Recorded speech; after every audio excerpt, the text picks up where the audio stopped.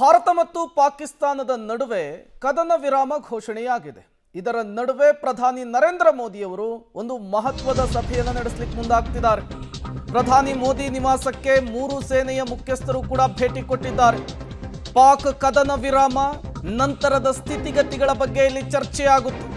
ಗಡಿ ರಾಜ್ಯಗಳ ಪರಿಸ್ಥಿತಿಯ ಬಗ್ಗೆಯೂ ಕೂಡ ಚರ್ಚೆಯಾಗುವಂತಹ ಸಾಧ್ಯತೆ ಇದೆ. ಪ್ರಧಾನಿ ಮೋದಿ ಅವರ ನಿವಾಸಕ್ಕೆ ಮೂರು ಸೇನೆಯ ಮುಖ್ಯಸ್ಥರು ಭೇಟಿ ಕೊಟ್ಟಿದ್ದಾರೆ. ಕೆಲವೇ ಕ್ಷಣಗಳಲ್ಲಿ ಸಭೆ ಆರಂಭ ಆಗುತ್ತೆ. ಈ ಸಭೆಯಲ್ಲಿ ಸಿಡಿಎಸ್ ಕೂಡ ಭಾಗಿಯಾಗ್ತಾರೆ. ಗಡಿ ರಾಜ್ಯಗಳ ಪರಿಸ್ಥಿತಿ ಹೇಗಿದೆ? ನಿನ್ನೆ ಕದನ ವಿರಾಮದ ಘೋಷಣೆಯ ನಂತರವೂ ಕೂಡ ನಿರಂತರವಾಗಿ ಪಾಕಿಸ್ತಾನದಿಂದ ಶೆಲ್ ದಾಳಿಯಾಗಿದೆ, ಡ್ರೋನ್ ದಾಳಿಯಾಗಿದೆ. ಅದರ ಜೊತೆಗೇನೆ ಪಾಕಿಸ್ತಾನದ ಪ್ರಧಾನಿ ಪ್ರೆಸ್ ಮೀಟ್ ಮಾಡಿ ಭಾರತದ ಮೇಲೆ ಹಸಿ ಸುಳ್ಳುಗಳನ್ನು ಹೇಳುವಂತಹ ಕೆಲಸ ಮಾಡಿದ್ದಾರೆ. ಅದರ ಜೊತೆಗೇನೆ ನಾಳೆ DGMO ಎರಡು ದೇಶದ DGMOಗಳ ಮಹತ್ವದ ಸಭೆ ಇದೆ. ಅದರ ಜೊತೆಗೇನೆ ಕೆಲವೇ ಕ್ಷಣಗಳಲ್ಲಿ ರಕ್ಷಣಾ ಇಲಾಖೆಯಿಂದ ಒಂದು ಮಹತ್ವದ ಸುದ್ದಿಗೋಷ್ಠಿ. ಅದಕ್ಕೂ ಮೊದಲು ಪ್ರಧಾನಿ ನರೇಂದ್ರ ಮೋದಿಯವರು ಮಹತ್ವದ ಸಭೆಯನ್ನ ನಡೆಸಲಿಕ್ಕೆ ಮುಂದಾಗ್ತಾ ಇದ್ದಾರೆ. ಬ್ರಹ್ಮೋಸ್ ಕ್ಷಿಪಣಿಯಿಂದ ಪಾಕ್ನಲ್ಲಿ ಭಾರೀ ಹಾನಿಯಾಗಿದೆ.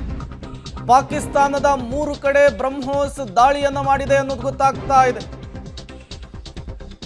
ಜಾಕೋಬಾದ್, ಮೊಲಾರಿ, ಸ್ಕುರ್ದ್ ಏರ್ಬೇಸ್ನಲ್ಲಿ ಹಾನಿಯನ್ನ ಮಾಡಿರುವಂತಹದ್ದು. ಮೇ 10ರಂದು ಬ್ರಹ್ಮೋಸ್ ಕ್ಷಿಪಣಿಯನ್ನ ಭಾರತ ಉಡಾಯಿಸಿತ್ತು. ರಾವಲ್ಪಿಂಡಿಯಲ್ಲೂ ಕೂಡ ಭಾರೀ ಅವಾಂತರವನ್ನ ಭಾರತದ ಬ್ರಹ್ಮೋಸ್ ಕ್ಷಿಪಣಿ ಸೃಷ್ಟಿಸಿದೆ ಅನ್ನೋದು ಗೊತ್ತಾಗ್ತಾ ಇದೆ. ಬ್ರಹ್ಮೋಸ್ ಕ್ಷಿಪಣಿಯಿಂದ ಪಾಕಿಸ್ತಾನದಲ್ಲಿ ಭಾರೀ ಹಾನಿಯಾಗಿರುವಂತಹ ವಿಚಾರ ಗೊತ್ತಾಗ್ತಾ ಇರುವಂಥದ್ದು.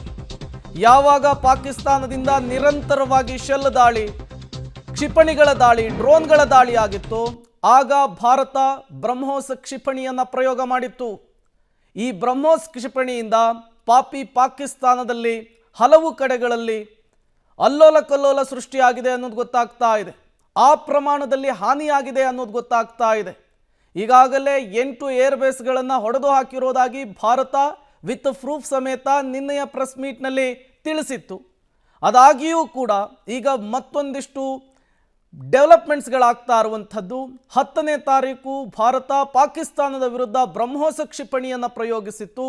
ಅದರ ಪರಿಣಾಮ, ಅದರಿಂದಾಗಿರುವಂತಹ ಹಾನಿ ಎಲ್ಲವೂ ಕೂಡ ಈಗ ಗೊತ್ತಾಗ್ತಾ ಇದೆ. ಪಾಕಿಸ್ತಾನದ 3 ಕಡೆಗಳಲ್ಲಿ ಬ್ರಹ್ಮೋಸ್ ಕ್ಷಿಪಣಿ ದಾಳಿಯನ್ನು ಮಾಡಿರುವಂತಹ ಪರಿಣಾಮ ಸಾಕಷ್ಟು ಅವಾಂತರಗಳು ಸೃಷ್ಟಿಯಾಗಿದೆ ಅನ್ನೋದು ಗೊತ್ತಾಗ್ತಾ ಇದೆ. ಪಾಕಿಸ್ತಾನದಲ್ಲಿ ಸಾಲು ಸಮಸ್ಯೆಗಳು ಇದರಿಂದ ಎದುರಾಗಿದೆ ಅನ್ನುವಂತಹ ವಿಚಾರಗಳು ಗೊತ್ತಾಗ್ತಾ ಇದೆ. ಬ್ರಹ್ಮೋಸ್ ಕ್ಷಿಪಣಿಯನ್ನು ಭಾರತ ಉಡಾಯಿಸುವ ಮೂಲಕ ಪಾಕಿಸ್ತಾನದ ನಡಮುರಿಯುವಂತಹ ಕೆಲಸವನ್ನು ಮಾಡಿತ್ತು. ರಾವಲ್ಪಿಂಡಿ ಏರ್ಬೇಸ್ನಲ್ಲೂ ಕೂಡ ಬ್ರಹ್ಮೋಸ್ ಕ್ಷಿಪಣಿಯ ಪ್ರಯೋಗ ಆಗಿತ್ತು.